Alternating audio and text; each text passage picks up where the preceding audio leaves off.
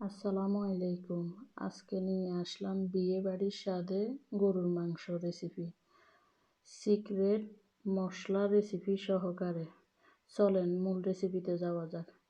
আমি ভালো করে প্রথমে মাংসটাকে ধুয়ে নিয়েছি।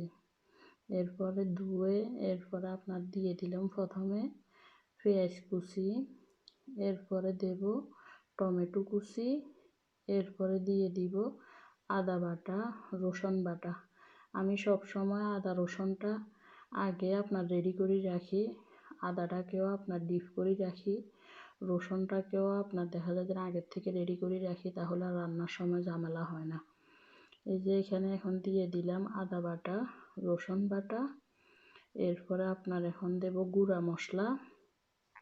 প্রথমে আপনার গুঁড়া মশলার ভিতরে দিয়ে দিব হলুদের গুঁড়া, এরপরে আপনার দিয়ে দিব মরিচের গুঁড়া, এরপরে ধনিয়ার গুঁড়া, জিরার গুঁড়া, এরপরে যাই গরম মশলার গুঁড়া। গরম মশলা আমরা দোকানে প্যাকেট কিনলে যেসব প্যাকেট পাওয়া যায় ওই প্যাকেটের গরম মশলার গুঁড়া দিয়ে দিলাম। এরপরে এখন দিয়ে দিব গোটা যেসব মশলা, প্রথমে দিয়ে দিলাম দারচিনি, এরপরে যাই আপনার দিয়ে দিলাম এলাচ, এরপরে যাই আপনার তেজপাতা, তারপরে লং, তারপরে যাই পরিমাণ মতো লবণ, এরপরে আপনার একটু জয়ত্রী গুঁড়া। জয়ত্রীটা আমি একদম হাত দিয়ে একটু গুঁড়া করে দিয়েছি, আপনার জয়ফলটাকেও একটু গুঁড়া করে দিয়েছি। জয়ত্রীটা আপনার একটু হাত দিয়ে গুঁড়া করে দিলে যেহেতু গরুর মাংস একটু টাইম নেয়, অটোমেটিকলি গরুর মাংসর সাথে সিদ্ধ হয়ে যাবে। তারপরে দিয়ে দিলাম পরিমাণ মতো অলিভ অয়েল তেল। এরপরে ভালো করে মাংসটাকে আপনার হাত দিয়ে মাখাই একটু রেস্টে রেখে দিছি। আপনাদের হাতে যদি সময় না থাকে রেস্টে না রাখলেও চলবে, হাত দিয়ে সব মশলাকে একসাথে মাখাই। এখন আপনার এটাকে চুলায় উঠাই দিছি। এরপরে মাংসগুলো একদম আপনার এখন কষানো হইতেছে, এটাকে আমি অনেকক্ষণ পর্যন্ত কষাই নেব।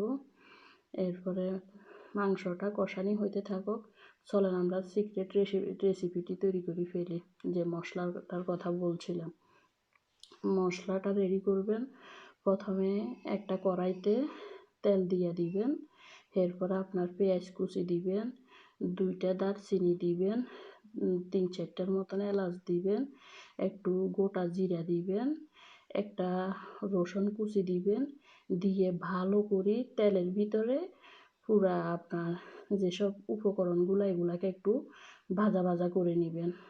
এরপরে যখন জিনিসগুলো ভাজা হয়ে যাব, এরপরে ব্লেন্ডার করে ফেলবেন।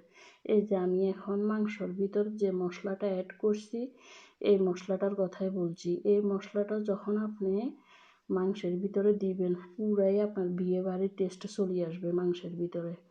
এরপর আমি ভালো করে মাংসটাকে কষিয়ে এরপর দিয়ে দিলাম গরম পানি পরিমাণ মতো, সিদ্ধ হইতে যতটুকু লাগে। এরপরে কাঁচামরিচ দিয়ে দিলাম, একদম লাস্ট ফিনিশিংয়ে তেল দিয়ে বাগার দিয়ে দিলাম। কারণ গরুর মাংসের ভিতরে এরকম পেঁয়াজ দিয়ে যদি বাগার দেন, পুরাই গরুর মাংসর টেস্ট চেঞ্জ হয়ে যায়, একদম বিয়েবাড়ির স্বাদ চলে আসে। তো আজকের রেসিপিটি কার কাছে কেমন লেগেছে জানাবেন, লাইক কমেন্ট দিয়ে সাথেই থাকবেন।